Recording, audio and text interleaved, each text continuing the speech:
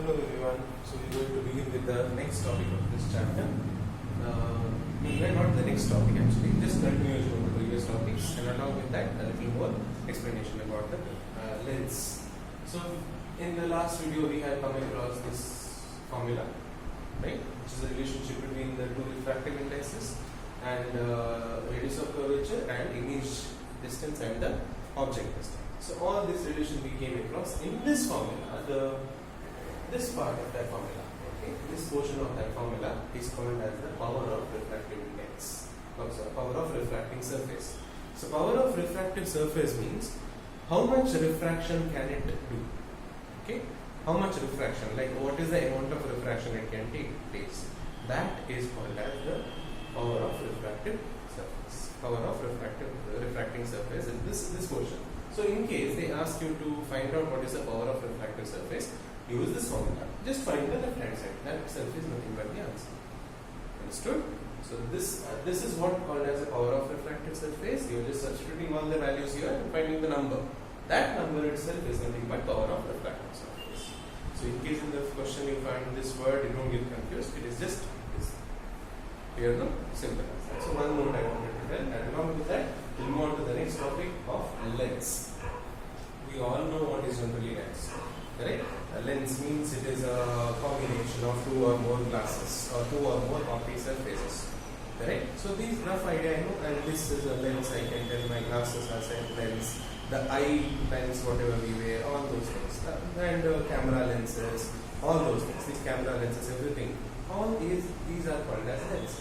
Now, how can I? You can give a lot of examples, yes, but how can we define? How can we define what is a lens? So defining a lens means it is a combination of two optical mediums or the optical glasses, okay, two optical surfaces, not to be more clear, in which any one of them is a curve. Understood? Two optical surfaces combined together, in which any one of them is a curve. Understood? It can be one can be, or both also can be curved. That is what I mean. So these are the following examples. So I define what is a lens. Define lens. If they ask, lens is an optical combination of optical surfaces in which two or at least one of them is a curve or spherical surface. Clear? At least one of them is a surface of a sphere or a spherical surface. So that is the definition of lens, and these are the different types of lens. Clear ones, like very name itself tells, and as well as the diagram itself come to know what type of lens these are. Looking at this, the first one, biconvex lens. Bi means two. Two convex lenses combined together, you can see two convex lenses combined together forms a biconvex lens. Correct? Two convex lenses combined together, biconvex. Like that, only two concave lenses combined together form a biconvex lens. Clear? So then this one, plano-concave or convex. Convex means bulging outside. Concave means bulging inside. Correct, no? So plano-convex, bulging outside. Plano-concave. Plane means straight. Where one of them is a straight plane, one more is a convex. This one is a concave. Plano-concave. This one is, both are convex. Correct or not? So this I can tell convex-so-concave. Bulging outward, bulging inward. Plano-concave. If both are convex, it is going to be biconvex. This is convex-so-concave. This is convex and concave. Lenses combined together is called as convex-so-concave. Okay, so these are names which you need to remember in these things. Then we can move on to the next topic. This topic is very small and very silly also, but most of the time it has been ignored. Okay, ignored means you will think this is nonsense, I will not go through it much, but I want you all to understand in depth. So this is what will give you the understanding of the coming more things, okay, and a little differentiation between the actual reality and the theoretical part. So you will be concentrating only on the theoretical part, but the actual practical sense is completely different, okay, which we are not going to study. So I want you to understand this topic clearly and listen carefully to what I am telling. I have written the heading here, thin lens. Okay, Thin lens means any of these lenses. All these lenses are thin lens. Okay, any of these lenses, if I tell, is a thin lens. Thin lens means it is a lens whose thickness of those lenses is very smaller than that of the radius of curvature. Okay, radius, there is a curve. Like how much ever this is curveness is, if I take the thickness of this one, this thickness is very small when compared to the radius of curvature. You know the radius of curvature is something this much, correct? Maybe more than that. This center of curvature and this one radius of curvature. I hope you understand what I am trying to tell. Radius of curvature, maybe I can tell something like 20 centimeters, something. Okay. Thickness is something like 0.02. Very small. Correct. Such type of lenses are called as thin lens, whose thickness is very small when compared to that of the radius of curvature. That means this curve is too huge for this thickness. Thin lens. Such type of lenses are called as thin lens. Clear? Now, thick lens. So we'll come and look into this thing called as thick lens. So can you guess what is a thick lens?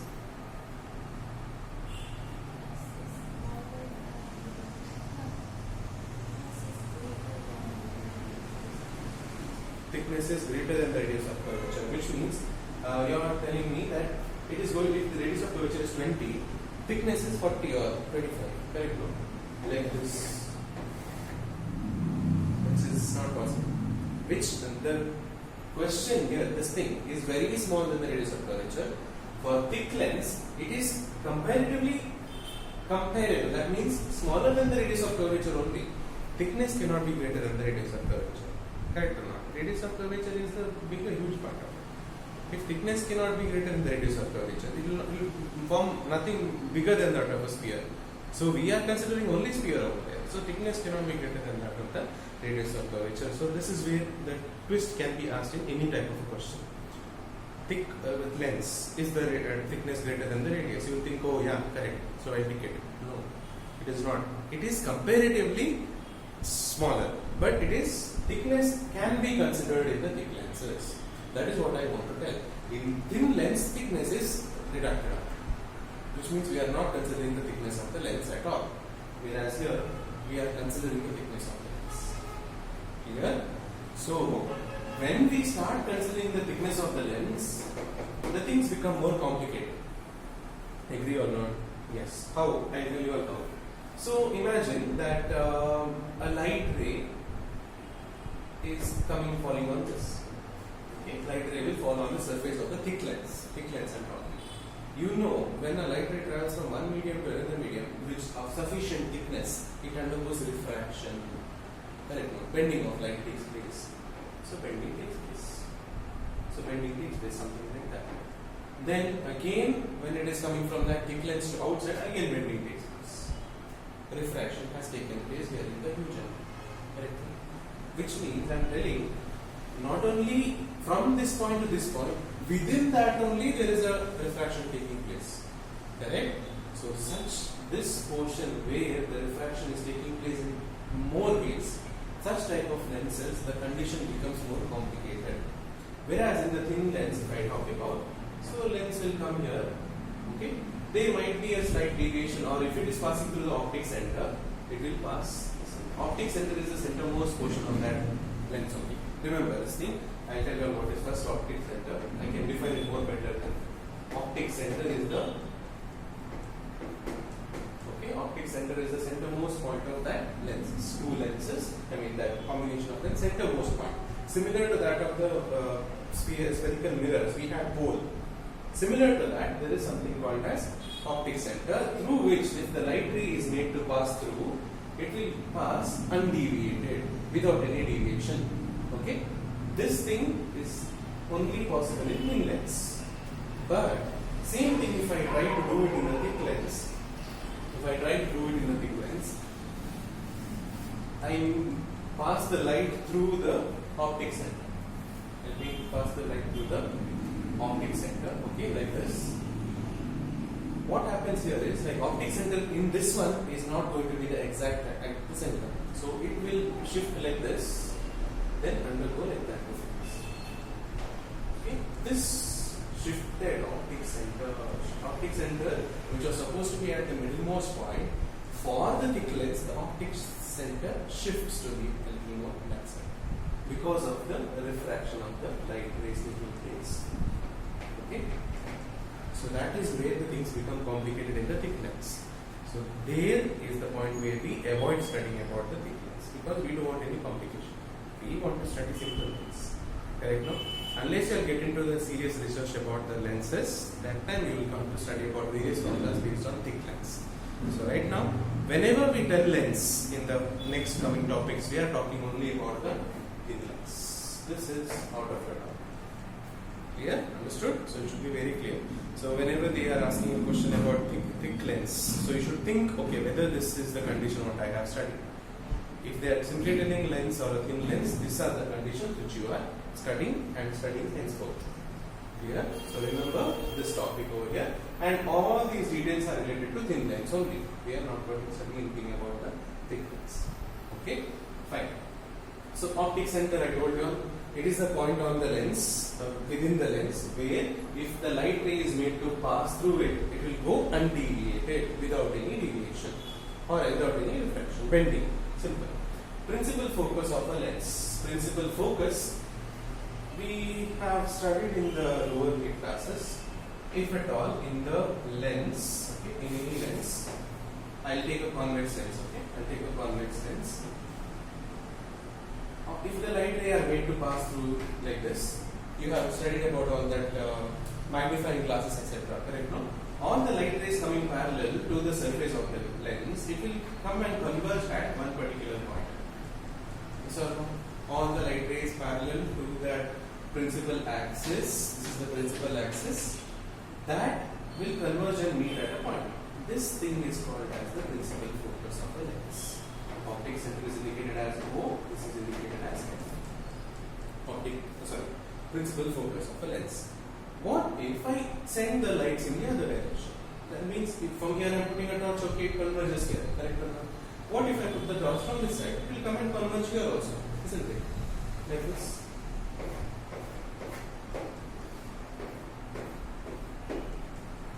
Correct? Yes, so which means there are two principal focus for a lens. As there are two spherical surfaces, there will be always two principal focus. So one I will call it as F and one I will call it as F dash. So two principal focuses will be there. If there are two principal focus, since there is two spherical surfaces, obviously they will be center of curvature also 2 and 3. Correct or not? Both the sides center of curvature will be there. One side center of curvature, the other side also. Clear? So this is all about the basic idea of principal focus or as well as center of curvature. Focal length. Focal length is very clear. From the optic center to the this one. So here I am talking about the focal length F. Okay, this is the focal length F. Over here I have done. This is F dash, center of curvature one side, center of curvature the other side. This is the focal length on the left side, and focal length on the left side will be negative. Focal length on the right side will be positive. I can tell as F dash, small f dash, also in that way. Same way, radius of curvature is set from the, all the distances are measured from the optic center. Clear? In the previous mirror it was from the pole. For right now we are going to measure it from the optic center, from here to here. And also this you will have a confusion regarding from here to here I should measure or here to here. Whether this distance will matter or not for me, that is from O to the surface. This confusion might come for you. Whether this distance is going to matter? No, it is not going to matter because you are studying about the thin lens whose thickness is ignored. Understood? So this thing is not at all matter. Whenever light comes and falls, something like that, we assume that there is no much of thickness. We directly think it is going to refract. Understood? So it is going to look something like this: radius of curvature here and radius of curvature the other side. Okay. So according to the convention, we will conventional science also we will study in the next coming video. And last thing I want to tell about is the power of a lens. Power of a lens is ability to diverge or converge the light rays falling on those lens. Okay, how much I can converge? Power of a lens. Similarly, eye power, the glasses power. We tell my power is high, my glass power is very high, which means you need a more convergence to your eyesight. Understood? So eyesight is very weak, so you need more convergence of light rays to happen and fall on your retina. So that is what we tell. Whether it is now here it is going to be diverging because whether it is for me especially it is going to be a long-sightedness. So I am using a concave mirror on my glasses. So diverging is taking place. Okay. So if I tell my power is 2.5, that is minus 2.5 diopter. So that is the unit of power. So that much convergence is needed for my eyesight. This glass has to converge the light ray to that much thing. So this is a practical idea I am giving you. Power means to converge or diverge the light rays. How much angle of divergence or angle of convergence, how much it is required. So more the power, more the angle of divergence, more the bending takes place. That is what the meaning means. Now to define, power of a lens is defined as the reciprocal of focal length. Simple. It's nothing but 1 by focal length. Reciprocal of focal length. Okay. If focal length is something like 2, power of lens will be 1 by 2. That is going to be 0.5. Understood? So this is a rough idea about all these things. In the next video, we will study about the sign conventions and other more details. We'll see in the next video. Thank you.